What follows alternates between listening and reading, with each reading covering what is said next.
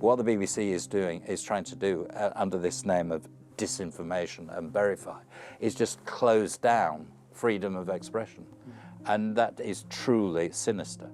Coming up on British Thought Leaders, David Keighley talks about BBC bias and why he sees the BBC Verify service as an attack on freedom. They've joined with organisations who are similarly left-leaning throughout the world to do this. Plus the big companies like Google and Microsoft. So they're in alliance with all the people who are trying to control the agenda of what is said. David talks about progressive views infiltrating every aspect of the national broadcaster. But in every programme there has to be something which is about Britain's colonial past or its links with slavery. And these are ramped up as being, oh God, look at this. This is what our past was like. And it's in the fabric of the programme now.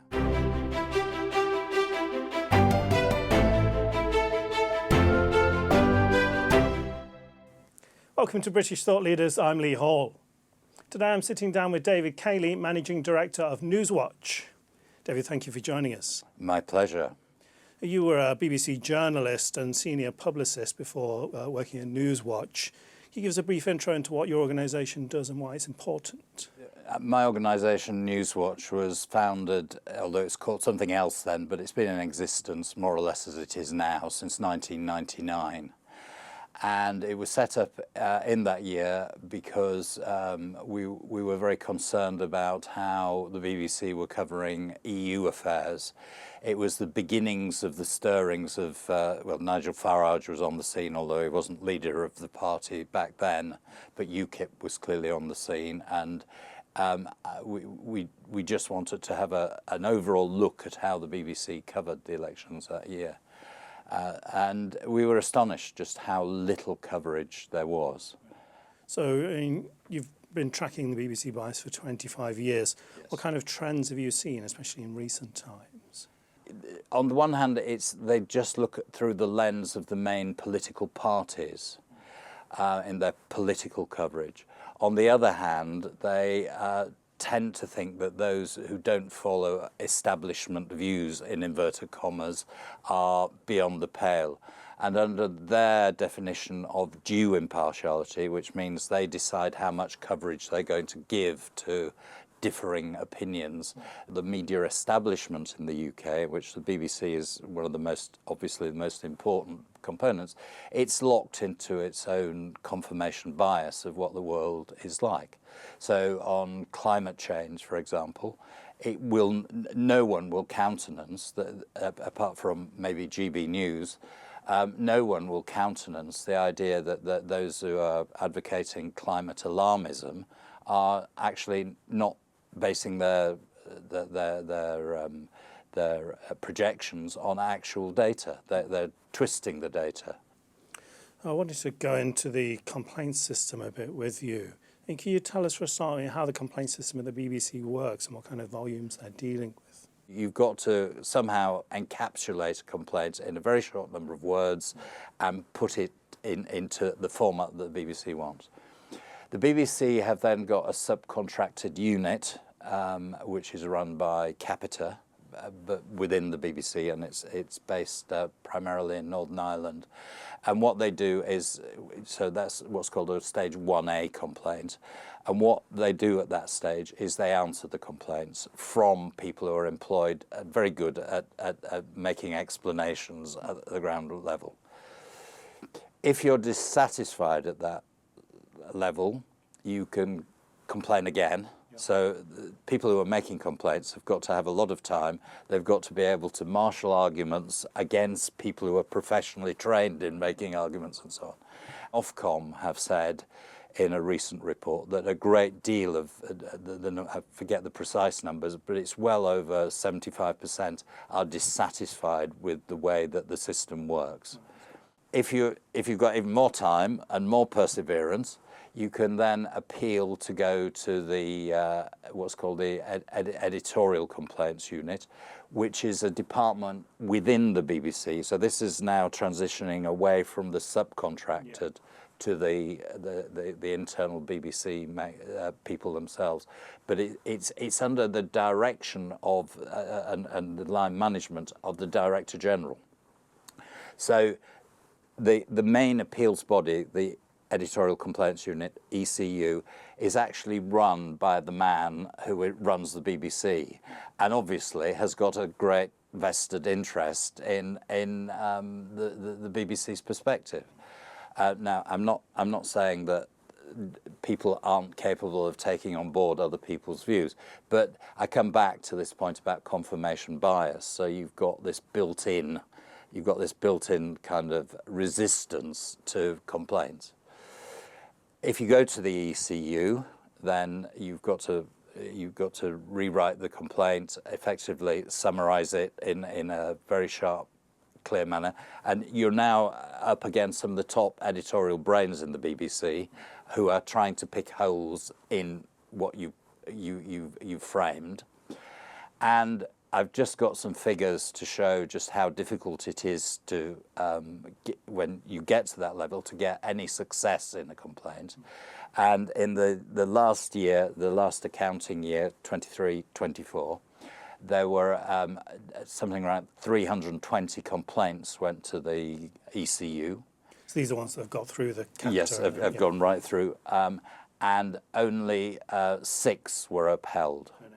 94 were actually turned down out of hand. A few were what was called resolved, and a few more were partially upheld. Do you know how many they're getting kind of right at the first stage, roughly? Again, it's very hard to track this. We reckon that in the current charter period, so starting in 2017, going through to, this is going back actually not to bang up to date, something like 2 million complaints received in total. Now, not all those are about impartiality, it's important to state. They are about accuracy, obviously, and how the BBC behaves, whether they're making commercial placement for certain products, all that kind of thing. So it's catch-all. But overall, I think the complaints, the BBC complaint system, the condemnation of it is it's run by themselves, for themselves.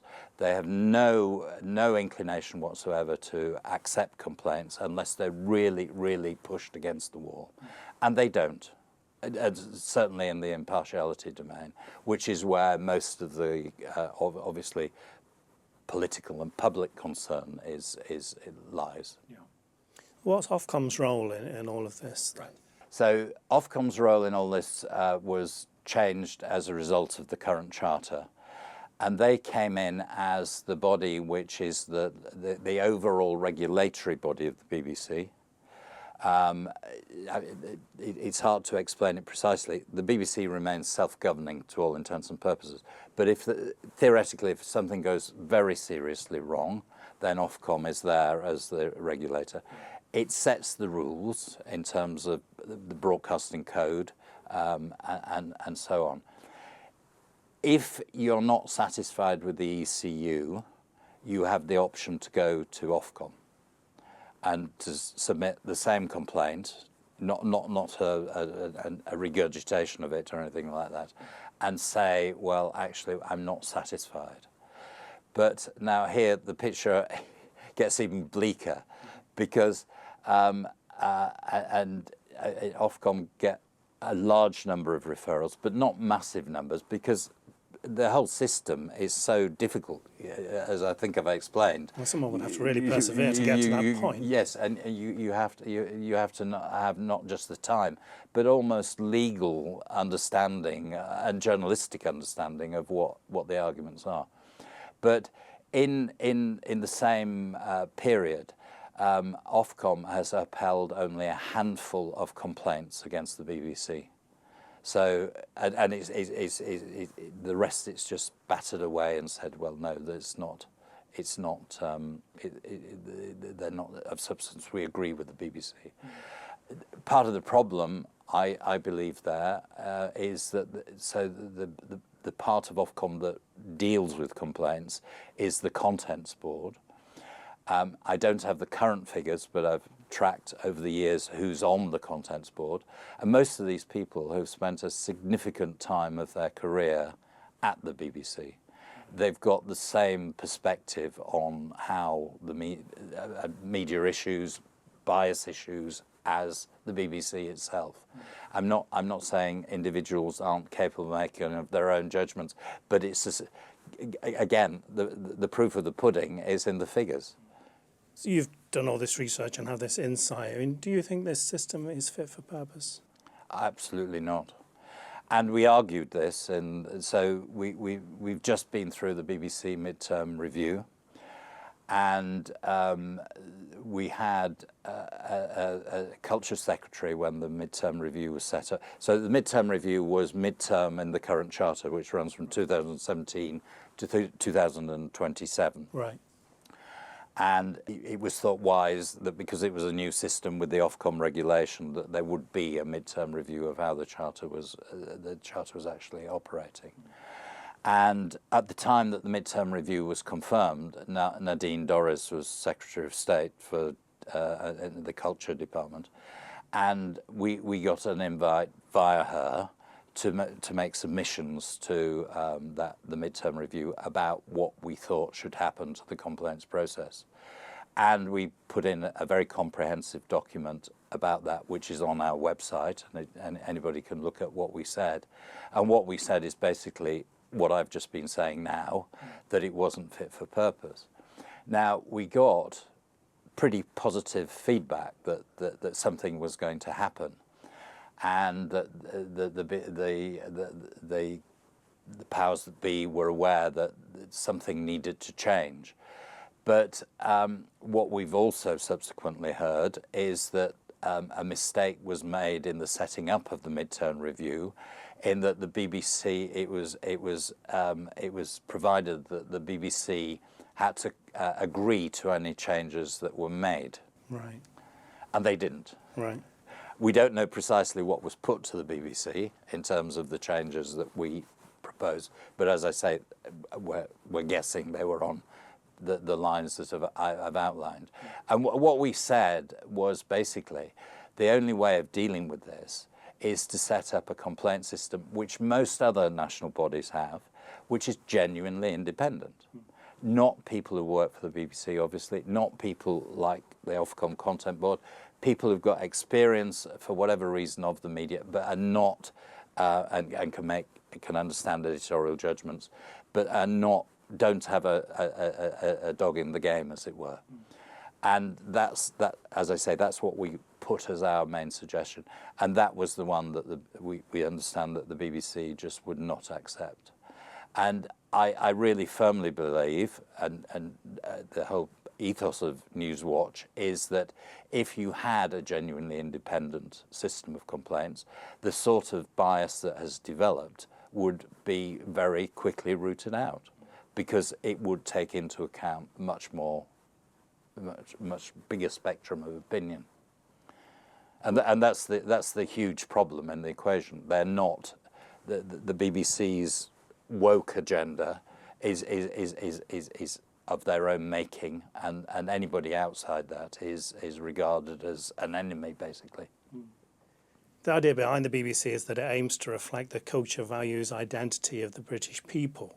You mentioned the woke agenda there. I mean, do you think it's doing that, or if not, whose culture, values and identity is it representing? I don't believe it is. And one of my bugbears at the moment, it may seem relatively trivial, but I think the fact is that it's one of the main BBC programmes over many years that people have trusted, is the Antiques Roadshow. And whilst I haven't done any longitudinal research on it, I do watch it every week. And it's become a show which I mean, it's still got the intrinsic interest in valuing objects, but in every programme there has to be something which is about Britain's colonial past or its links with slavery. And these are ramped up as being, oh God, look at this. This is what our past was like. And it's in the fabric of the programme now. So what was an entertainment programme and obviously an educational program in lots of ways, has become yet another platform for the anti-colonial agenda. How did this ideological capture happen? If I knew that answer, I think I'd be quite rich. But I think it's over. I think it's over many years. I worked at the BBC a long time ago now. It was in the 1980s, and I was in a relatively, although I wasn't particularly that senior in the hierarchy, I worked with the very senior news managers in the 80s. The news editors, and I think it was already what is often called the long march through the institutions had begun to happen. It was the liberal left view that was gradually being introduced into the equation. When I was when I sat in on the weekly news editors meeting at the current affairs editors meetings at what was Lime Grove then, there was only one man who acknowledged being a conservative, who happened to be the chair, the overall boss. But it was very radical even back then. And I think it's just been a cumulative, slow burn car crash of the views of the left have taken precedence in so many areas of BBC output. And it's impossible to trace exactly when, how, where, as it were. But as I say, it's just been that slow burn that's happened. What needs to happen to save the BBC? What do you think the best outcome could be? That's a difficult question. I'm not sure the BBC can be saved, but partly because the rot is so deeply set in, on the one hand. But secondly, I think what's happening in the broadcasting environment generally is changing. It's with AI and other trends, things, and streaming obviously, and things are moving so fast that what the BBC is desperately trying to shore up. And Tim David gave a speech last couple of weeks ago saying, we need to continue the license fee. We need to carry on as we are. We are the bastion of public service broadcasting. They aren't. So when you actually analyse the different pillars of what the BBC is supposed to provide, it's not doing so. How long it will survive, I have no idea. But it's going to become a much more difficult job as the media environment itself changes, I think. Do you think the lack of kind of competition that the licence fee instills has been a problem for the BBC in the long run? Things like Netflix come along and they can't really compete. I think the things would change if there was a more commercial imperative in there. And just as I think an independent complaints unit would introduce the disciplines that allow, or not the disciplines, the momentum that foments change, so too would the commercial imperative, if they genuinely had to fight for audiences in the market. That's not to say that there perhaps shouldn't be some kind of public service broadcasting fund, which I think other countries have tried, which the production companies can apply for to keep programs going that are not easy to make commercially successful. But so I'm not suggesting a complete free-for-all, but something that is much more, if you like, entrepreneurial and enterprise-driven. The point about the BBC is, as you just said, it doesn't innovate enough. It isn't on top of the trends enough. It's still relying on the Antiques Roadshow after all these years. Nothing wrong with that in one sense, but where are the equivalents? News formats haven't changed in years and years and years. The Today programme has remained virtually unchanged for all these years. And again, I'm not suggesting you just throw the cards up in the air, but there are, what the BBC has resisted is opportunities to make programming more flexible, more in touch with audiences, because it's got that momentum going that says this is how we do things. Yeah. There's been quite a bit of talk about the Verify service. I know recently the boss of the BBC talked about doubling down on that and making it global. Can you tell us what the Verify service is and what you thought about that comment? Yes, so I think this is one of the most deeply sinister things about what the BBC are planning and what they've dug themselves into. Verify had its roots in Brexit, actually, when the then news director, James Harding, wanted to counter the prevailing feeling that the BBC was, oh, the Brexiteers are winning because they're giving us misinformation. And there was a famous quote about the figure on the side of the bus. It got into the body politic that there was a kind of a conspiracy, if you like, against those who saw the light and knew that it was good to be in the EU. And that has gradually consolidated. And what it's arrived at now is they announced about a year ago a unit of about 60 journalists whose sole job is to root out misinformation. Now, the immediate question is, who is the arbiter here? I've already mentioned climate change. The BBC are firmly in the climate alarmist. You look at any aspect of their climate coverage. For nearly 20 years now, anybody who says they don't agree with there's a climate emergency has not even been allowed on the airwaves. And so you've got this box that says, we know what's going on in that domain.